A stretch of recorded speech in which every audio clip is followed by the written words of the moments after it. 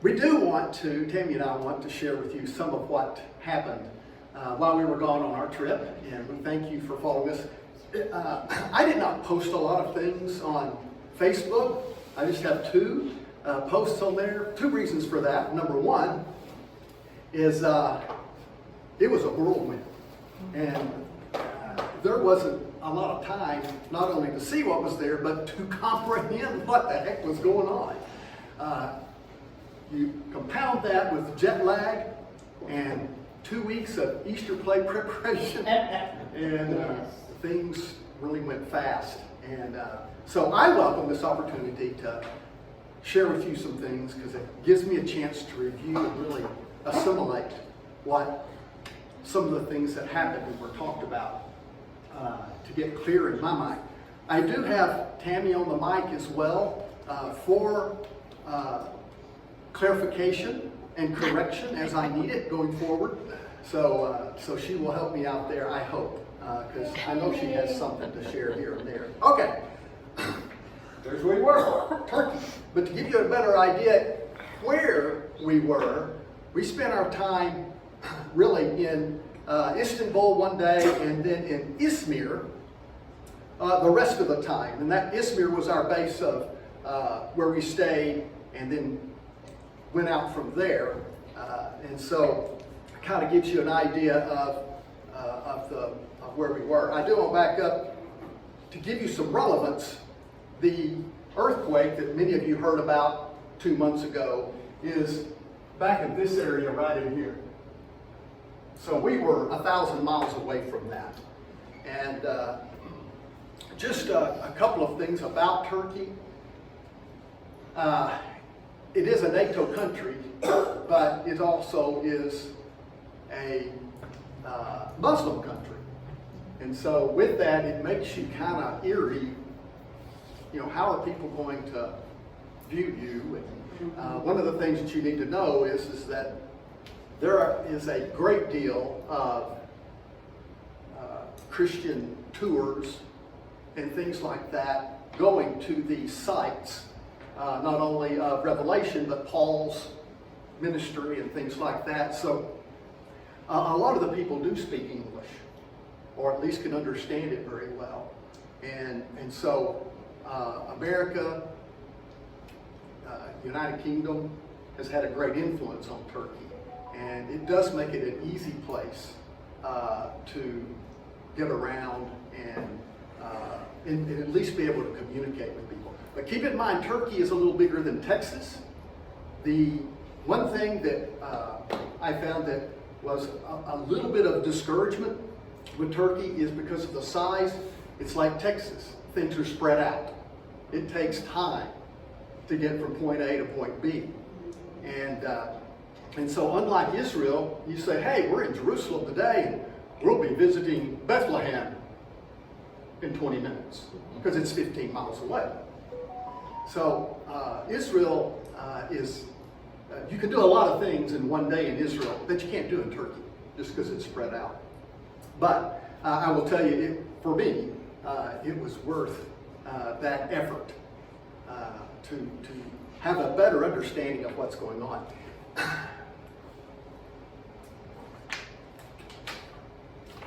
These are my notes. We will not come close to covering everything. We're just going to talk about 2 places today. But I wanted to kind of give you an idea, because John is the one who writes this, the Apostle John, and he writes this from the island of Patmos. And it kind of gives you an idea of where that is in relationship to Turkey. But we're going to have a better understanding of just these 7 locations that John is scribing the notations that Jesus specifically is giving to him to send to the 7 churches. And to give you an idea of what the first day was like, we spent the first day in Istanbul, and then we flew down to what is Izmir today, which is a city of about 6 million people. And so it is a huge city, but it's also the location of the ruins and the first century church, Smyrna. But to give you an idea, once we flew into Izmir, we immediately boarded a bus and went to Sardis. And then from Sardis, we came back that afternoon and then visited the ruins of the first century city of Smyrna. And then that was our first day. If any of you are on Facebook, you may have seen this picture. And but you'll also, I hope, read this statement that I had under the view. It says, visited Sardis and Smyrna yesterday. The churches Jesus was writing to, through John, were primarily Jewish believers. It was because of their Jewishness that those in Sardis were alive and prosperous. And it was because of their Jewishness that those in Smyrna were afflicted and impoverished. And so I put that specifically on there with the hopes of explaining that to you. And so I wanted to kind of give you an idea. This is Sardis. This is the gymnasium. You know, every big town has to have a gymnasium.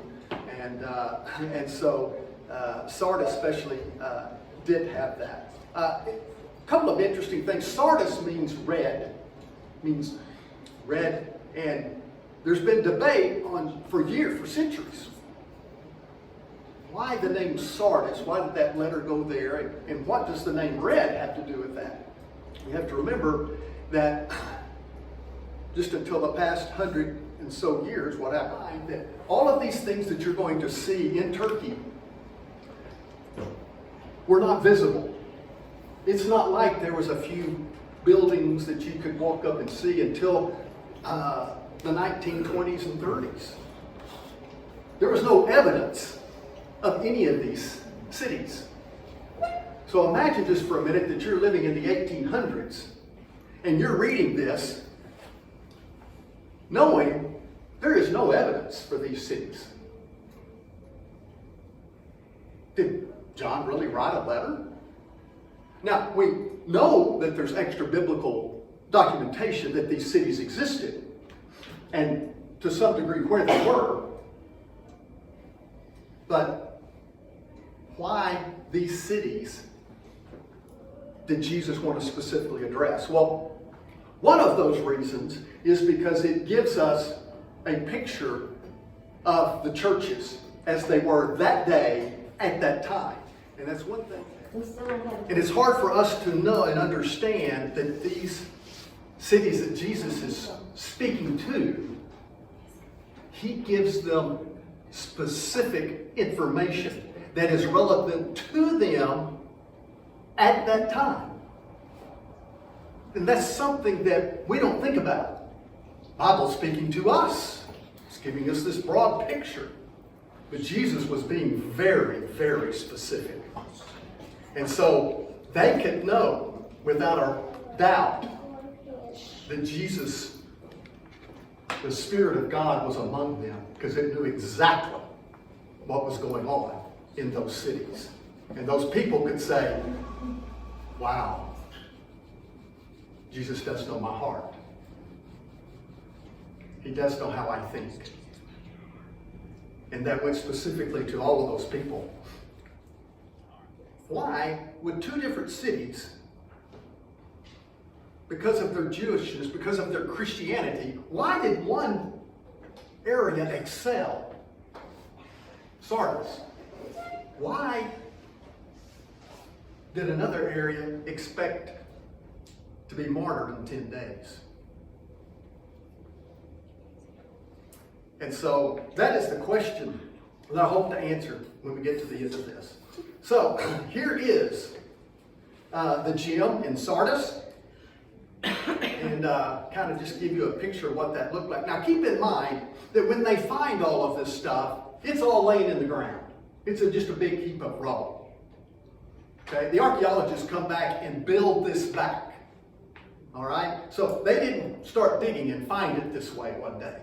That's kind of the way I always assumed it was, but it isn't. It was just a big heap of all of these stones and pillars. And as they began to uncover them, they could get a picture of what went where. And to me, that is amazing in and of itself. But this is the main area of Sardis. And what is unique about Sardis, and the reason why we read this about the church of Sardis, is to the angel of the church of Sardis write. Now let me make sure that in your Bibles, you mark off that word angel. That is not anywhere close to what the term in Greek means. It means messenger. Jesus says, John, I want you to write this. What verse? What verse? Oh, I'm sorry. Chapter We're in 3, chapter 3, verse Revelation. 1. That's the letter to Sardis. Or to the leader.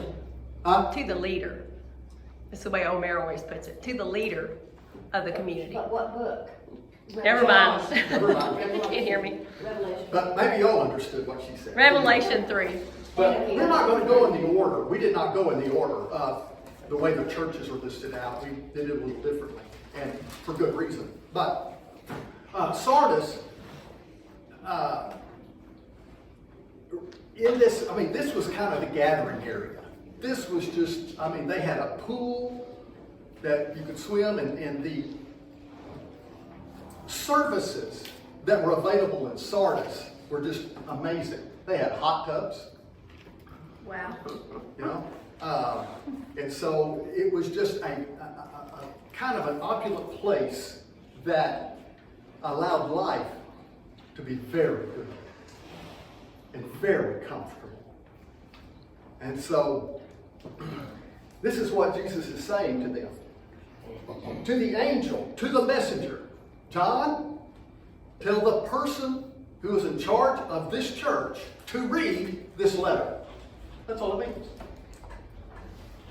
These are the words of him who holds the 7 spirits of God and the 7 stars.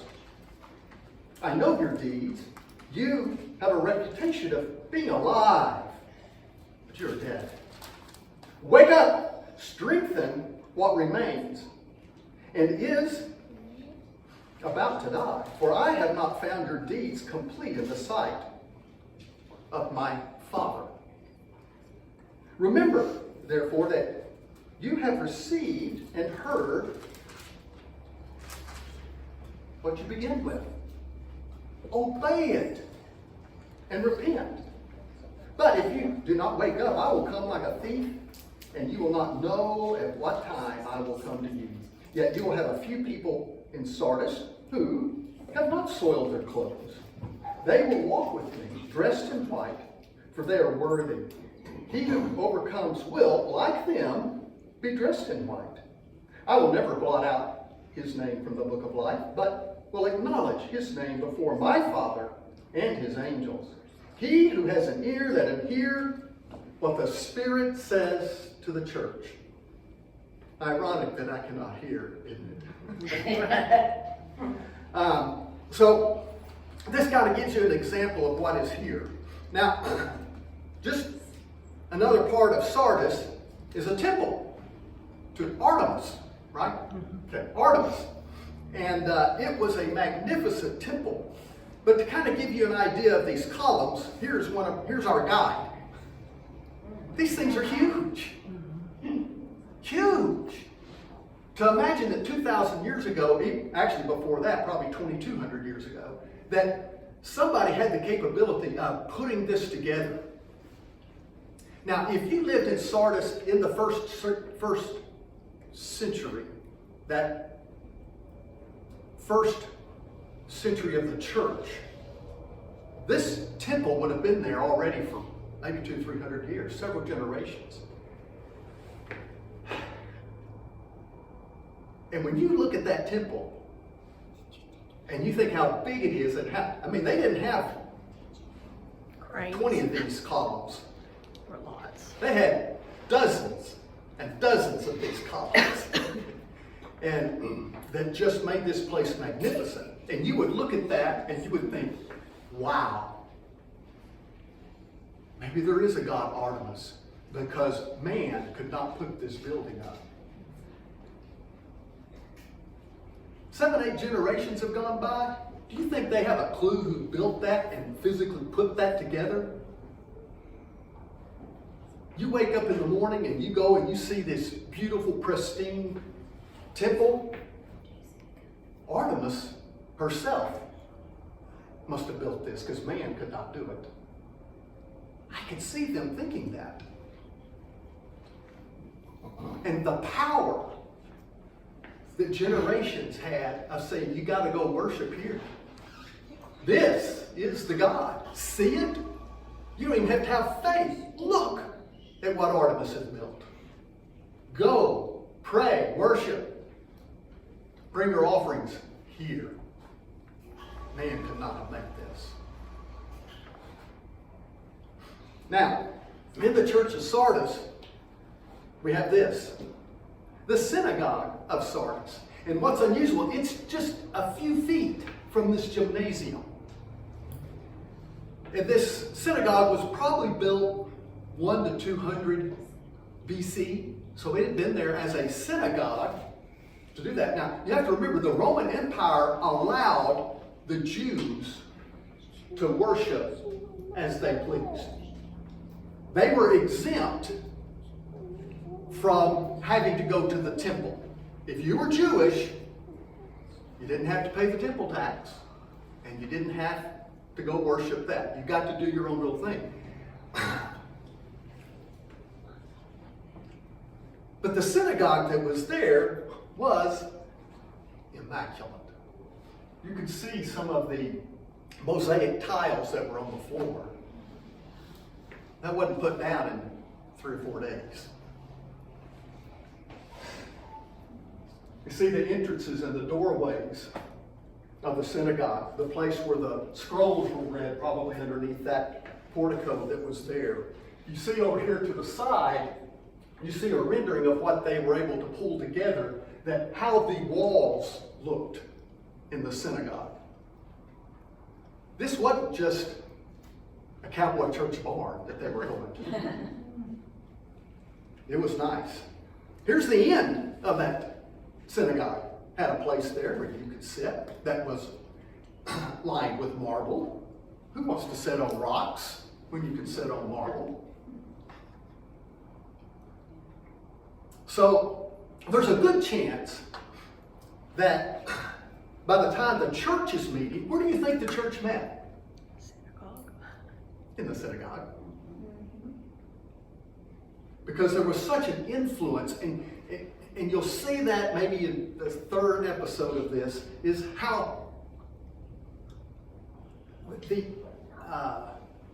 the ability of the Jewish synagogue and the Jewish form of worship had such a great influence on the church early on. How do you know what to do? You don't have Paul's letters yet. You're just trying to figure out what's going on. Where are you going to meet? A lot of them met in houses, but some of the Jews were beginning to accept Christianity. Oh, we didn't miss the Messiah. It wasn't us that missed the Messiah. It was those leaders, 50, 60, 70 years ago. But so primarily these people are Jewish, but you're starting to get some of the Romans to believe. Now, the Romans don't get the tax exemption. They still have to do and live within Roman society. They're still paying the taxes. They're still being required to go to the temple and worship. And now today you're telling me, no, I'm worshiping Jesus. You have a problem.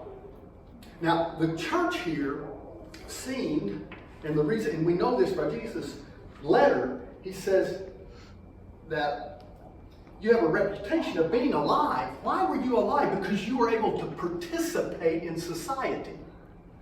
The people in Sardis, the Romans, they didn't ostracize those people. They said, hey, yeah, we'll still do business with you. We'll come to your shop. We'll still hire you. Well, you can still be a part of our society and just live amongst us. And the Jews were probably the same way. Hey, we're just all one big Sardis family here. Let's enjoy life, help each other. Matter of fact, just outside the synagogue here is a row of businesses where the Jews would have conducted business with the Romans. They would come and buy things from them. And that's why they were so wealthy that they could build this synagogue. And so that is what Jesus was telling these people that were Christians at that time. You're alive because you're enjoying life. Life is good. Nobody's persecuting you. You're able to do as you please. You're comfortable. Life is good. You've got a gym right next door. Then you're a part of society. You're really no different than the society. That's what he was telling them. And he was telling them that you got to remember your first love. Remember when you first believed in me?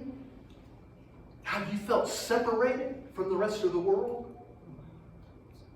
Now you no longer feel that way. You feel a part of the world, a part of the society. You're able to buy and sell and trade and eat. Go to the gym 2 or 3 times a week. Wait, I do that now. But how did that? Life was good. So they get this letter, and they're going, wow, Jesus knows exactly what's going on here. Some of them probably did repent and change. And the hardest ones to change would have been the Romans. Oh, I'm going to stop going to that temple now. I'm not going to play both sides of the street so that I can still go to the gym, wave at my neighbor. That's what this was about. But he says this, and this is why, another reason why I believe once saved, always saved.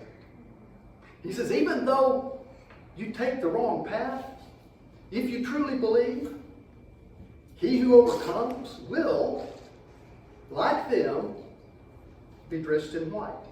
The ones that are acting the right way. I will never blot out his name from the book of life, but will acknowledge his name before my Father and his angels. Now the question is, those are the people who truly believe. I will promise you, there were people in there that go, well, that's my dad, that's my brother, they all believers. I kind of want to fit in with them, so I'm going to believe too. That way I kind of fit in with the family. But they didn't really believe. Their name never was in the book of life to begin with. That's why Jesus says, you're going to come to me and you're going to say, I did all these wonderful things to you. Look at all of I kept up the synagogue. I made it beautiful. I did all these wonderful things for you. Jesus is going to look and say, I didn't know you. Sorry. Didn't know you. Because you didn't know me. So, we left Sardis, but you could see when we were there, we had these discussions and we're talking about this, how specific this was to them. So then we get to Smyrna. We head back to Izmir. And Izmir, again, is a city of 5-6 million people. And these ruins are right in the center of it. Wow. Izmir life is going on all the way around these ruins. And it's only just a little bitty chunk of what the city of Smyrna was like. To kind of give you an idea how opulent it was there, they had a complete 2 or 3 level mall, gathering place, where at the day you went there, but man, it would get hot. So, we got to have something to keep things cool. They had literal rivers of water running underneath this area. And then on top of it were all the shops. Hey, it's a little hot this day. Oh, let's go down there and cool off. It's a little cool. Let's just go upstairs. Get the heat of the sun. It was a magnificent place. Last night I ran across this picture. This was taken in 1880. This is Izmir. This is a picture of where the ruins of Smyrna are today. I want you to take note of this area right up there at the top. Maybe hard to see, but it's a castle up there that was a Byzantine castle. And so it was built well after the first century. It was probably built in 500, 600, 700 AD. So this is long after that. But I show you this because see this hill? There's that castle. These are the ruins. This is the area of where those ruins were. I had no clue what was underneath them in 1880. There was no evidence that there was a city there to write to. But yet, this city was completely different than Sardis. Sardis, those Christians were a part of society. It wasn't happening here at Smyrna. So let's look at Smyrna. Turn back to Revelation 2:8. chapter 2, verse 8. To the messenger, to the reader of the church in Smyrna, write, these are the words of him who is the first and the last, who died and came to life again. I know your afflictions and your poverty, yet you are rich. I know the slander of those who say they are Jews and are not, but are a synagogue of Satan. Do not be afraid of what you are about to suffer. I tell you, the devil will put some of you in prison to test you, and you will suffer persecution for 10 days. Be faithful, even to the point of death, and I will give you the crown of life. He who has an ear, let him hear what the Spirit says to the churches. He who overcomes will not be hurt at all by the second death. And isn't that the goal? To not be hurt by the second death? My goal. So, we have this going forward, and you see some of these ruins. And you see, as we visited Sardis and Smyrna, Smyrna was a place where if you were a Christian, you didn't participate in society. You couldn't buy. You couldn't have a job.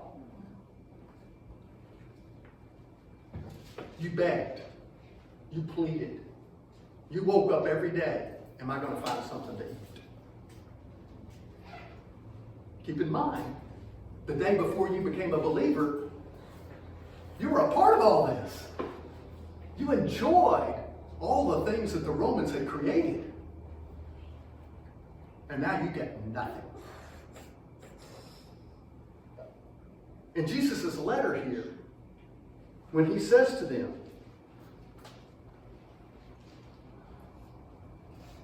these are the words of him who is the first and the last, who died and came to life again.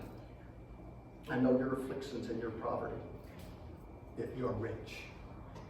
First of all, he's telling them, know, be assured, have hope that you believe in what I am and who I am. And that everything you've heard, because remember, they're not reading the New Testament. All they have is the Old Testament scriptures. Are they a part of that? Have those Romans been grafted in? Maybe they heard some of that from Paul. Maybe not. But he's telling them, you're about to have a lot of suffering and pain. Keep believing. Because it'll be worth it. I promise you. And we see this happen to the church as a whole. When the church went through so much persecution, especially just 50 or so years later, when the Romans turned against the Christians and put them to death. Those Christians probably had that letter and were able to say, I'm going to keep believing because I am going to be put to death. But I'm relying on the fact that I'm going to survive and overcome the second death. And so that is what the difference were in these two communities. The question is, which church are we today? I think I can wake up tomorrow and not be assured that I'm going to be put to death during the day. I'm pretty sure I can wake up tomorrow and there's going to be something in the refrigerator for me to eat. I'm pretty sure that if I want to run to the store, I can get in my car, drive down there real quick, have something to eat later on.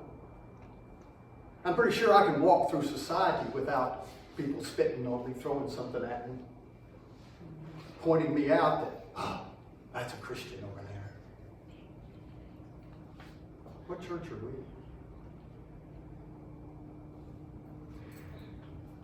Well, with that, I'll leave you with those thoughts. But I want to kind of give you an idea of what's to come Wednesday night and just give you an overview of where we went next. So the next day we went from Smyrna, or Izmir, up to Pergamum. Oh, what a beautiful place. It is an acropolis. Never really understood what an acropolis was, but an acropolis is nothing more than city on the hill. And I'm talking way up in the hill. The view is just magnificent. And what they built there was truly amazing. And then we just headed right back down to Izmir, because Pergamum was a day. It was several hours on the bus, and a full day, not a full day, but we spent, a good 2 hours in Pergamum. But some interesting things happened there. Then the next day was a long day. We went by and visited the church that was there for Philadelphia, which there's not much there. It was a quick, whoop, get back in the bus. But there's not a lot of ruins that have been uncovered because a town sits on top of the ruins. You're going to have to destroy houses if you're going to do anything. Then we went to a place called Hierapolis, which technically has nothing to do with the Bible. But it sure sets a lot of things up in the Bible. But it is absolutely a magnificent place. And you can see how easy it would be to go, oh, I think I want to be a Roman. Oh, and I'm moving to Hierapolis. And it too was a huge city. But just outside of Hierapolis, only about 15 minutes away, was Laodicea, which 30 years ago was just a meadow. A few rocks here and there, looked like boulders. Knew that that's where Laodicea was, but just 30 years ago, we had no idea what life was like in Laodicea. And we're just now really beginning to get understanding of that. And they are continuing to do archaeological digs there to uncover more and more, because it was a huge city as well. And then we drove back to Izmir, and that concluded our day. Then, the last full day that we were there was Ephesus. Wow. This is a place that John, the apostle, would have been exiled from to Patmos. This was his home church. This is his ministry, was in Ephesus. And when we get ready to read Ephesus, you got to think John was going, Lord, I just must not have done a very good job. And keep in mind that Paul had been in Ephesus for several years in Ephesus. But it was a struggle, and you will see why. So, back to Izmir. Next morning on a plane, back to the United States. So it was a whirlwind of a tour. And so Wednesday night we'll discuss a little more about Pergamum, Philadelphia, and Laodicea. And then my goal is the third Wednesday, if Lou will be kind enough to let me hinder his message. We'll get into Ephesus on the third Wednesday night.